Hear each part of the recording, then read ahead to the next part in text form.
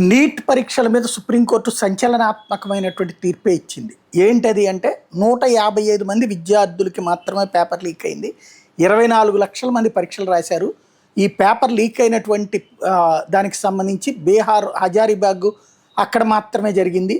దేశమంతా జరిగిన దానికి నమ్మకం లేదు, ఇది గ్యారంటీ లేదు. కాపీ కొట్టిన విద్యార్థులకు సంబంధించినటువంటిది కూడా తెలిసిపోతుంది. కాబట్టి హజారీబాగ్ పాట్నాలో మాత్రమే పేపర్ లీక్ అయిందని సుప్రీంకోర్టు ధృవీకరించింది. మిగతా చోట్ల లీక్ కాలేదు. అది ఒక 155 మంది మాత్రమే సర్క్యులేట్ అయింది. కాబట్టి వాళ్ళ కోసం 24 లక్షల మంది జీవితంతో చెలగాటమాడకూడదు.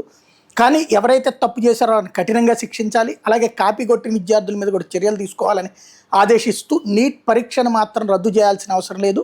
పరీక్ష ఏదైతే ఇప్పుడు ఉన్నటువంటి నీట్ రిజల్ట్ ఏదైతే ఉందో దాన్ని ధృవీకరిస్తూ ఈ 155 మంది విద్యార్థులకు మాత్రమే పక్కన పెట్టడంతో పాటుగా ఎవరైతే ఆ తప్పు చేసినటువంటి వాళ్ళ మీద చట్టపరమైనటువంటి చర్య తీసుకోమని, అది కఠినంగా వ్యవహరించమని చెప్పి ఆదేశించింది.